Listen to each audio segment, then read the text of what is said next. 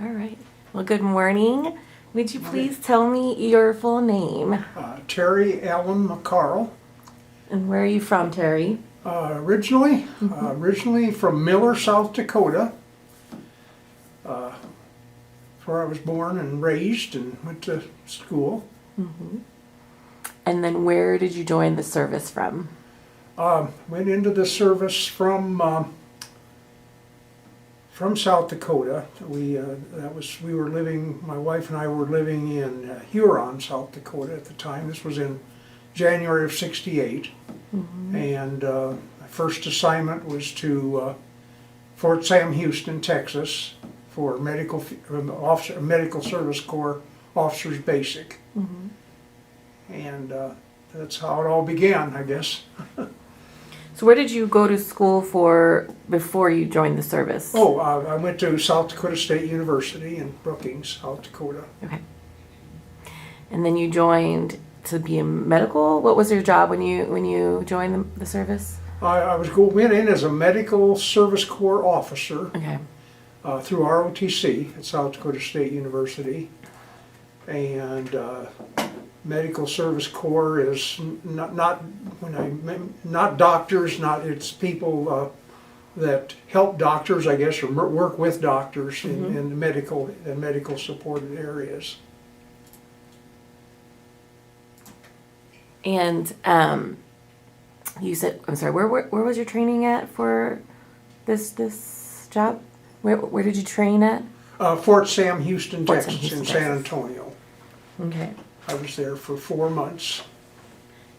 Were you, so you went to ROTC while you were in South Dakota State University, Yes, correct? Okay. Yeah. And so you knew that you wanted to join the military afterwards. Well, yeah, back in those days, the ROTC, either Air Force or Army, ROTC was mandatory for freshmen and sophomores, and then the advanced ROTC for juniors or seniors was optional, and I just decided that looked like a good way to fulfill my military obligation, maybe have more choice in the type of duty and type of station I got, and so that I kind of volunteered, I guess you might say, by going through ROTC.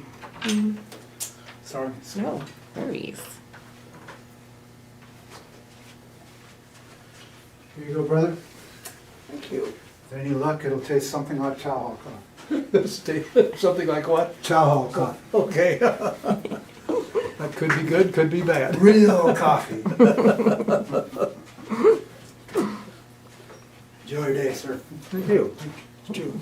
Sorry. It's okay. Okay. So tell me about your early career in the military. Okay, well, I went through 2 months of officers basic, that was just an all Medical Service Corps officers go through at Fort Sam Houston, called Medical Field Service School. I was there January and February of '68, and then I didn't know at the time I was going, but I was stayed for another 2 months in what was called the Environmental Sanitarians course, to learn how to work in preventive medicine, disease control, and so on. And that was I was there for 2 months in that course, and then I got orders to Fort Bragg, North Carolina, to what was it was actually a preventive medicine unit, but it was really a unit that was, I call it a dumping ground for people that had returned from Vietnam and had the military obligation time to fill out before they were released from service, or people that were anticipating going. And at that time I didn't know for sure whether I was going to go or not. I just didn't know. So, well, that was largely a unit that was in training, I guess you might call it. They had all types of equipment for sprayers and so on, and they had all the equipment. We maintained that equipment and had inspections all the time of it and so on. So, a lot of little jobs to do as an officer. So, you know. Very nice. And I was there until October of 1968, and I wasn't quite sure what was going to happen, whether I was going to, I had just a little more than a year left in service. I was to get out in January of 1970, and thought maybe I might not wind up in Vietnam at all. But then one day in late October, in came the orders and to Vietnam, and so that was the next station. I went to Vietnam, got to Vietnam Thanksgiving Day, 1968, and came home. Got home the day after Thanksgiving on 1969. So Wow. it was so when I got there, I had no idea where I was going, what unit or anything like that. And but shortly after I got there, my orders were posted that I was going to the 15th Medical Battalion of the 1st Cavalry Division, which again meant nothing to me really, other than I knew the 1st Cav has been involved in a lot of fighting over there. And that was about it. And first week, I guess, in country, was flown up to An Khê, up in the northern part, north central part of Vietnam, where the division had been, its headquarters previously, and they had their training facility, called it the First Team Academy, which was just a week of orientation to the 1st Cavalry way of doing things, so to speak, and went through various training, went to the rifle range, and just all kinds of things. It was something required for everybody that he came into the Cav, regardless of rank or whether they'd been in Vietnam before or whatever. So, so the next thing I was flown back south to about Phuc Vinh, which is about 40 miles north of Saigon, and that's reported to the 15th Medical Battalion, and that's where I stayed my entire tour, although I was constantly being told, well, you better, the 1st Cav had just moved to that area, that Phuc Vinh area, that you called in the 3 Corps area. They had been located up in the I Corps area, far north, up by the DMZ. And they had just moved from there to the 3 Corps area in October of '68, just about a month before I got there. So when I got there, they were still getting settled pretty much. There was, and they were, several people would say, well, don't get too comfortable because we're going to be bugging out again, I'm sure. But in fact, we didn't. I guess not until after I left in November of '69. And that's when the Cambodian incursion was done, which I fortunately missed.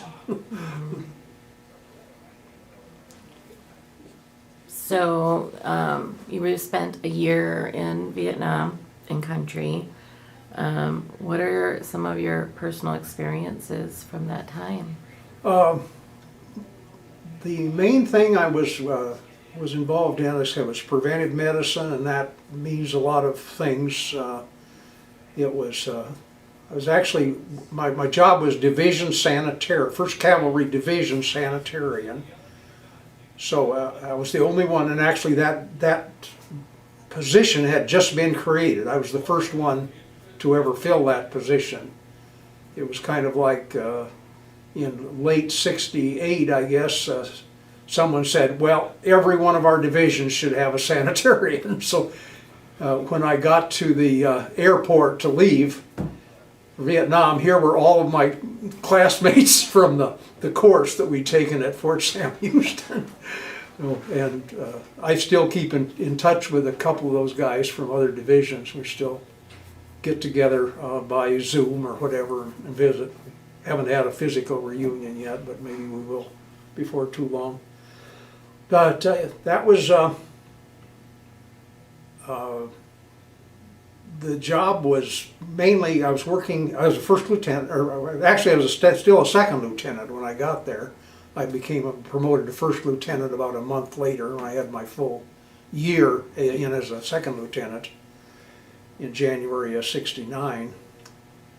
And I worked for the preventive medicine officer, who was a medical doctor who was specialized in preventive medicine. By that, I was largely malaria control was a big area, water supply, inspection of water supplies, inspection of food service, mess halls, made sure that food service sanitation was being followed and accomplished. Some with waste disposal and rodent control, that type of thing. So when I first got there, the preventive medicine officer was, I didn't work much with him. He was really short and he was getting ready to leave, and we didn't work together very long. And so for a while I worked directly for the division or battalion surgeon, or the 15th Medical Battalion commander. He had both, wore two hats, and he was an excellent officer. His name was Lieutenant Colonel Guthrie L. Turner Jr. And he was probably certainly one of the finest officers I've ever had the pleasure to serve under. He passed away about, I believe it was 2012, and I never got to see him again, although I did get to talk to him on the phone about a year before he passed away. So I did have some conversations with him, never got to physically shake his hand again. But anyway, then we had another preventive medicine officer came in. His name was Hoyt Ayers, and he was very good to work for. We did a lot of stuff together, worked really well together. And so I traveled a lot. I did have to travel a lot from throughout the area to inspect facilities, and that was mostly done by medevac helicopters. The unit, 15th Medical Battalion, had 12 medevac, medical evacuation helicopters, and they were of course mainly for evacuating the wounded and so on, and rescuing them and taking them to treatment facilities. But it was possible to get from place to place that way, because they had to travel all over. But sometimes it wasn't always easy to get back. You'd get to some place and then you'd have to find another ride back. So there was never a problem. There were always plenty of helicopters in the first cav in Vietnam at that time. And that was, so I did get to travel to a lot of, I suppose, gosh, I don't know how many landing zones or fire support bases there were, but I think I got to all of them at one time or another, and there were probably something like, I'm going to just offhand guess 30 or 30 to 40 of them. And then there were 3 base camps at Quan Loy, which was north, and Tay Ninh, which was west, right by the, very close to the Cambodian border. And traveled to those lots, sometimes stayed overnight, and so on. Nice.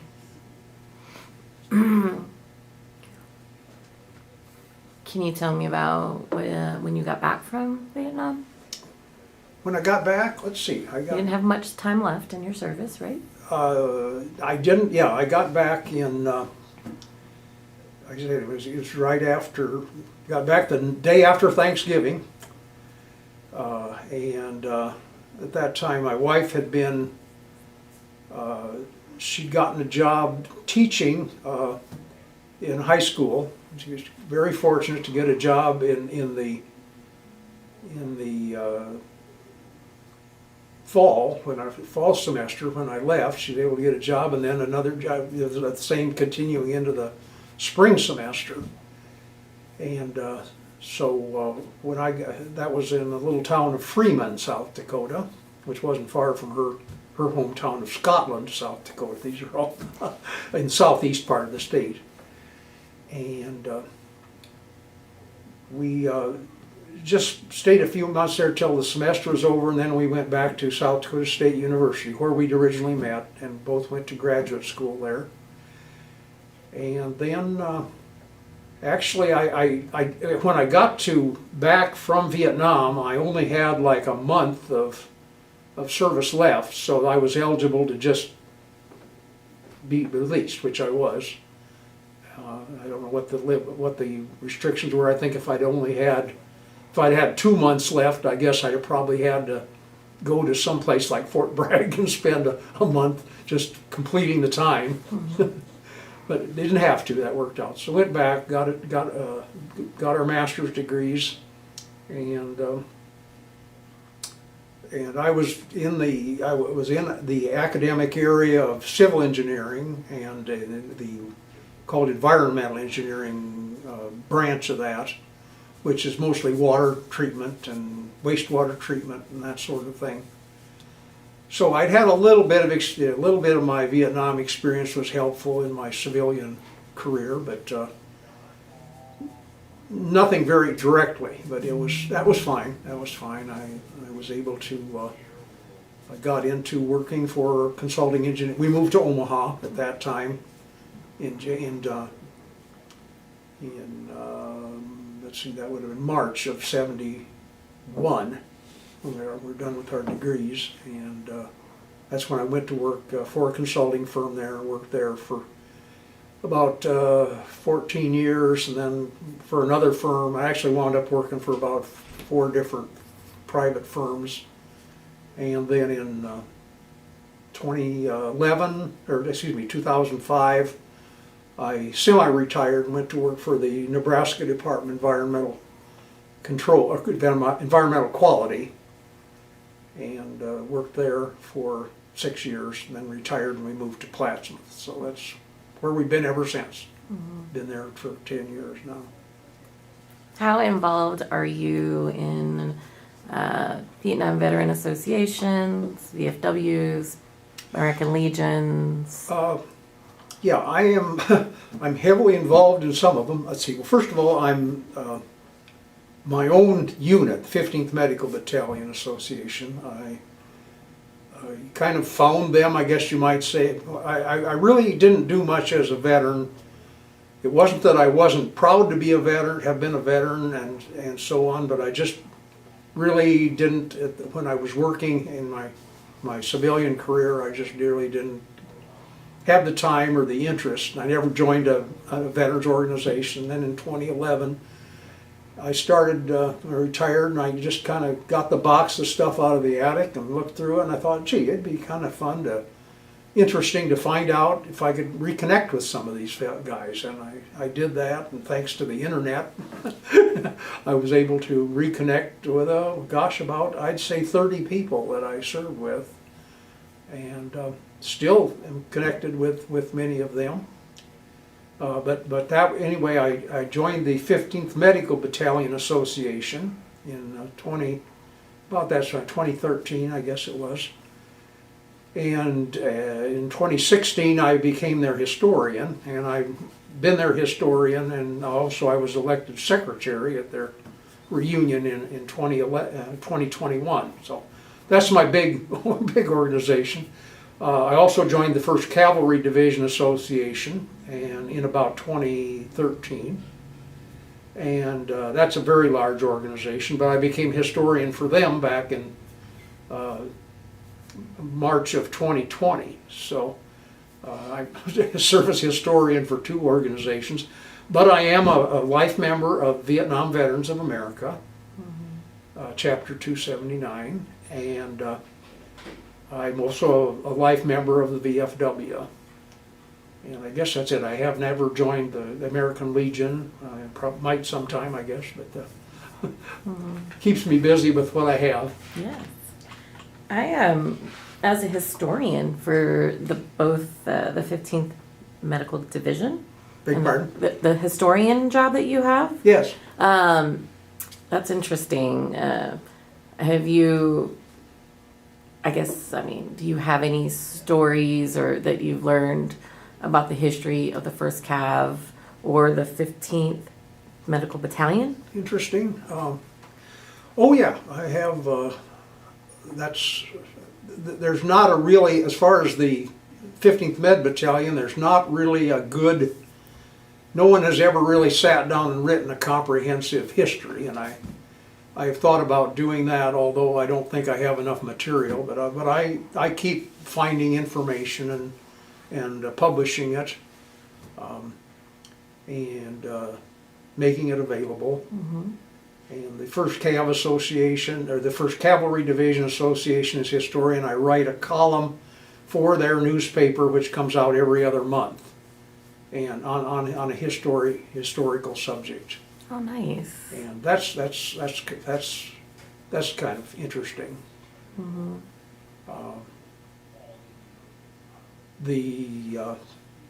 But it's at the point where a lot of people have forgotten. In fact, there's kind of seems like a very significant incident.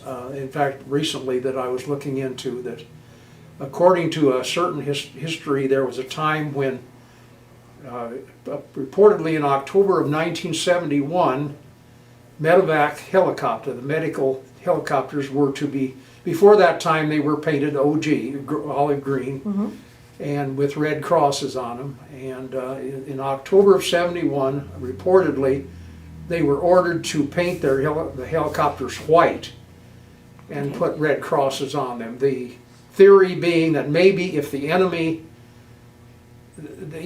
appeared to have no regard for The green ones. the Geneva Conventions or whatever. They shot at medical helicopters as much or more as regular, because I guess if you were an enemy gunner and you shot down a helicopter, you probably got promoted, you probably got a bonus or whatever, because especially to shoot down a helicopter full of patients, that was just great, you were probably a huge hero in the North Vietnamese Army.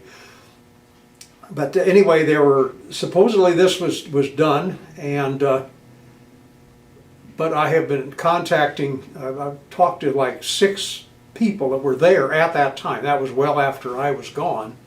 It's getting pretty close to the end of the war, and none of these guys remember. They all say no, that was never done. So, but we know it was done because there is the guy that was in charge of the unit remembers, and that they did it, and it didn't really work out all that well. In fact, it didn't seem to.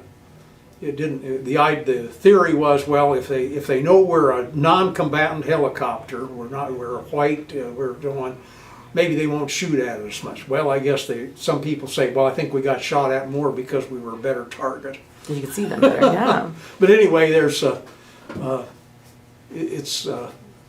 interesting, as some people just said, no, that never happened. I was there, and that they never repainted them and whatever. And I don't think they ever did. But it happened, we're sure. Interesting. The Huey helicopter that the Vietnam Veteran Memorial Foundation for Nebraska acquired is a medevac Yes. Huey helicopter. Yes, it is, right. Yeah, And I don't have its history memorized, but I know it did medevac stuff. I don't know what, I think it was there in '69 in Vietnam. It's funny that I've kind of treated it like a service member, like I followed its history. Yeah, I've seen that history. Yeah, in fact, I tried to find if anybody that served in medevac at that time remembered. See, people seem to remember those numbers, those tail numbers, yeah. Especially the last 3 numbers. They talk about, well, I was on 68 dash blah blah blah Right. 803, and they'll remember that. But I was never able to find anybody that remembered that one, so I'm not sure what the story is on it. But I am aware that it was a medevac helicopter by its history, but I don't see that it was ever assigned to it was 15th Medical Battalion, so I was confused. I can't remember, so, but I do think it's interesting, I mean, with the helicopters, you know, the Hueys and the medevacs, and not just the assault Hueys and then the medevac Hueys. And just, you know, the idea of these medevac aircraft being shot down, you know, not people not following the Geneva Conventions. Right. It's very interesting to me. And, Well, the Geneva Conventions actually didn't apply because it was an undeclared war. But the U.S. seemed to take the position that we're going to follow it anyway. I mean, we're going to do things as if it was in. But the North Vietnamese never signed the agreement, and they were pretty much. It didn't do much good to say, well, you guys are violating. You're shooting down our medical helicopters. You shouldn't do that because we're. But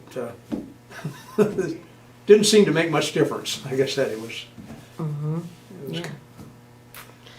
Well, is there anything else you'd like to talk about your time in service, time in Vietnam, that you want to share with us today? Oh, okay. Well, I guess one of the most interesting, it's kind of a bit of a humorous story, but it's kind of interesting. As one of the malaria control was turned out to be one of the biggest areas for me. I mean, of all the things I did, there was the most emphasis on that because, especially in June of '69 or thereabouts, malaria in that area of Vietnam was just rampant. It was just so.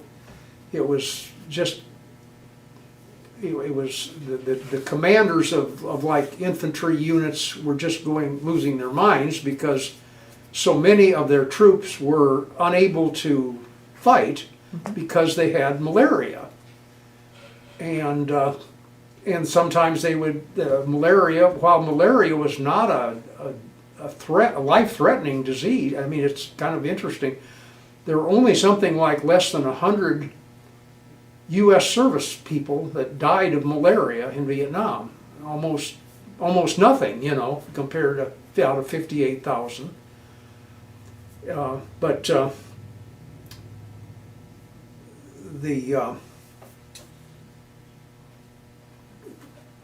the problem was, and there were prophylaxis or preventive pills that people were to take.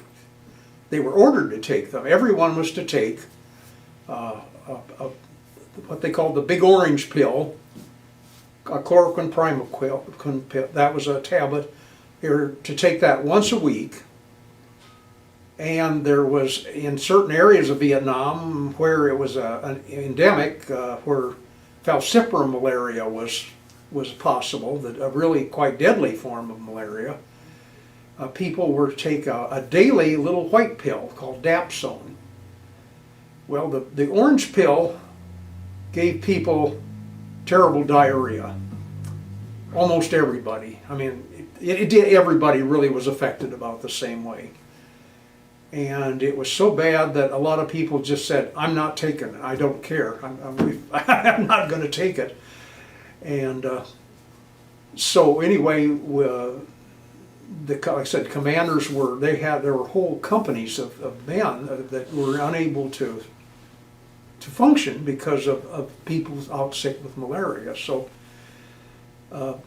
someone, I assume at U.S. Army Vietnam at headquarters came up with a test that could be done, a urine test that could be done to determine if people were taking the weekly pill, the orange pill, if they were taking it or not. It was detecting the presence of quinine in the urine. They gave us they sent us a couple bottles of reagents, a test reagent, no instructions, really. But anyway, we came up with a way, okay, well, we had virtually thousands of little pill vials available in our medical supply, so we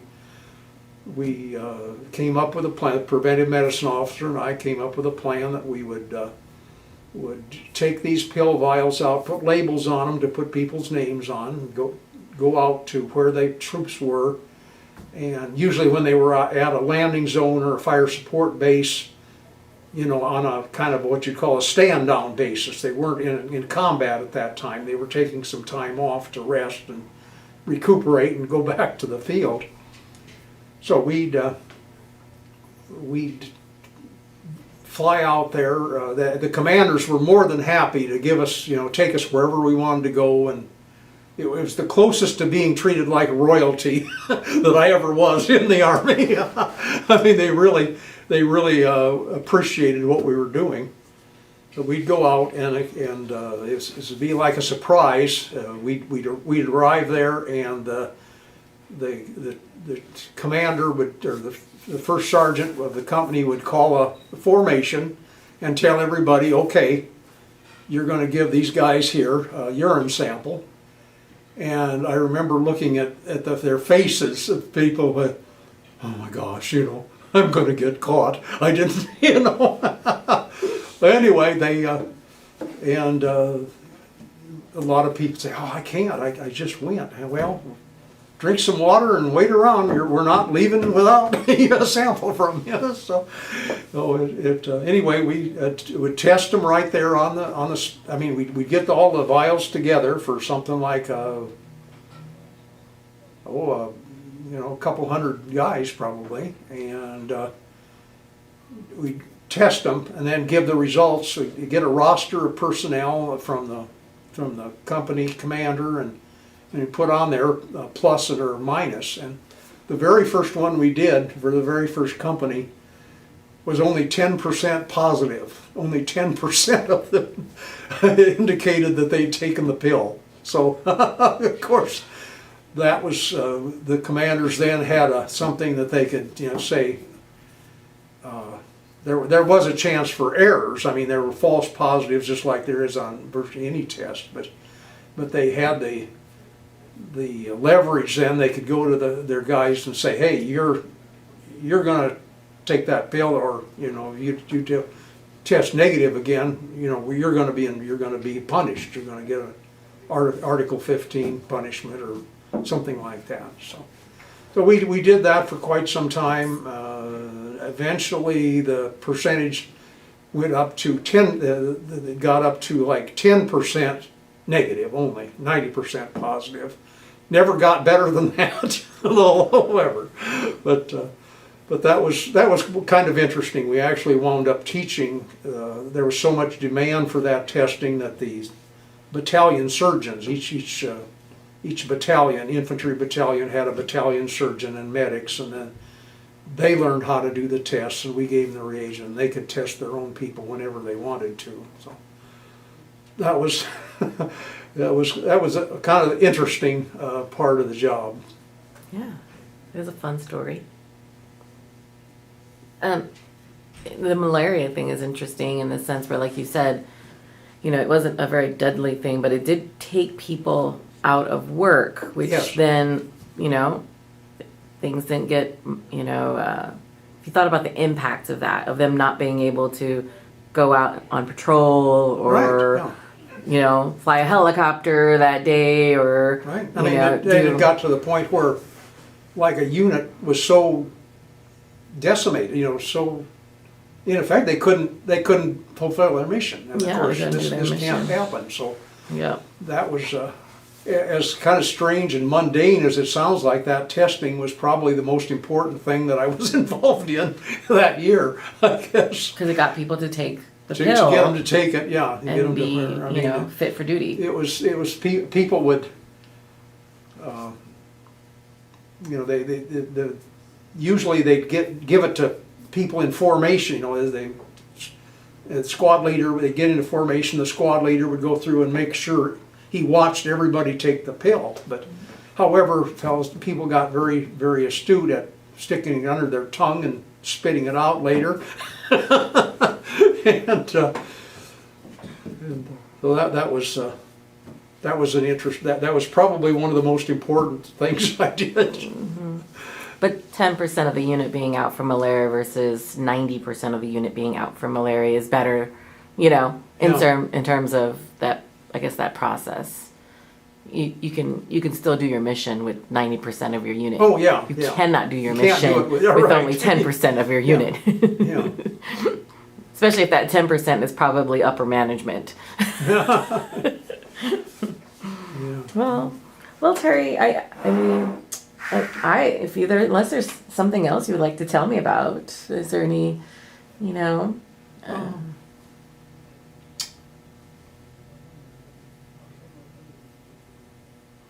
don't know if there's Well, it was. I guess I always think back about I had a few close calls. It wasn't as bad as, I wasn't like subject to anything like what the infantrymen had or anything like that, but it was flying anywhere was in Vietnam. I always, like I said, whenever I got off of a helicopter, got back to my home base, in my mind, I kissed the ground and said, I made it another one, another day. So, yeah, I did. There were probably in my unit, I believe there were 12 killed in action of my fellow.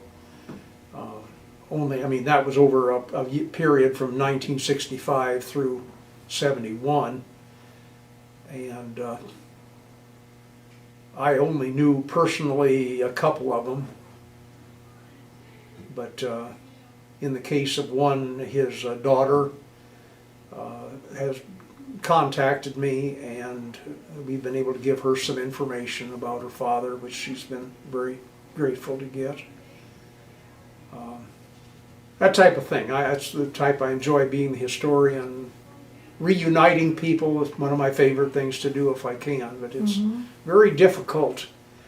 It's, of course, getting harder and harder and harder, but it's not impossible, I guess. In fact, I'm just doing some research right now for my first KAV historians column, that someone asked the question, how many Vietnam veterans are still alive? And I think about, at some point in time, the rumor, and this was like in 2009, the rumor got started that only 1/3 at that time had survived. And I thought, well, that sounds awfully low. And but I have been doing some research and found a fellow that actually wrote an article for the Vietnam Veterans of America magazine back in March-April issue of 2011. A fellow by the name of Patrick Brady, and I've been in contact with him, and he did some research with information primarily that he got from the VA. Some really good assistance he got from them. And he concluded that there were at that time, 3/4 of Vietnam veterans were still alive. So I'm now trying to get some information on what it is now 10 years later, and maybe even some kind of a projection of when we'll all be gone, I guess, the next 20 years or so. There was a report done in 2016 from the VA that you can probably look up, that talked about Vietnam veterans that were still surviving. Oh, yes? Yes. I think it's on the VA site for it was in 2016 is the last time they did like a research into surviving Vietnam veterans. And it was in that report that we learned that in Nebraska there's about 44,000 surviving Vietnam veterans, but they expected that within the next 5 to 10 years that number would be in half. Yeah. Yeah, it's there's some, right now, in fact, I have been in contact with the VA in Washington, D.C., and they're working on compiling some statistics, but for the past, since 2011, and so we can maybe make some projections. So be interested to see how that comes out. Yeah. Are you doing I was really relieved to hear that there were much more. And about in 2012, someone told me, this is one of those, casual conversations with someone that I felt was pretty knowledgeable. It said, do you know that only 1/3 of us are still living? And I thought, oh gee, well, that statistic kind of came up in 2009, and it was wrong at the time. So anyway, we're looking forward to Yes. getting that straightened out. Well, that's awesome. Yeah, we're very, 15th Med is very excited about a medevac helicopter being in the, on the monument, or the Yeah, at the memorial. memorial, at the memorial park. You know, Yeah. Have you seen pictures of it? I have seen, yeah, I heard a presentation on it at the Nebraska Vietnam Veterans Reunion in Lincoln Yeah. in August by a gentleman by the name of Wagner, I believe. I forget. Mick Wagner. Yeah, Nick Wagner, yeah, Nick, yeah. He gave a slide presentation of it, about it, and yeah, filled us in on it. Yeah. Well, I'm saying that the medevac helicopter, I've got all the information on that if you ever want it. I've been fortunate enough to follow the helicopter in its journey from Vermont, where we got it, to here. And, you know, right now they're restoring it, and Right. it's really nice. Yeah, that's restoring those old helicopters. Actually, there's one, I was unable to go to our 15th Medical Battalion reunion it was in Kokomo, Indiana, in June. And our reunions are usually in April, but they had this one in June, mostly because there's an organization there called American Huey 369, whose main thing is preserving and restoring old helicopters. And they had a medevac helicopter. I don't know the full number of it, but 803, and this was one that several of our guys that actually it was out of use before I got there, but a lot of our members got to ride in that again after 50 some years, and that was a pretty big thrill for them. bet. So Yeah. in some cases, their wives and grandkids and so on got to ride along. So. That's nice. And so restoring these, it's amazing that they're still around. Some of them, I guess, getting the parts and so on to put them to even get them back, and so they look like they're complete is a problem. But Yeah. Well, thank you very much for this. okay, It was, a pleasure to meet you today. pleasure to meet you. Yeah. I'm gonna stop recording.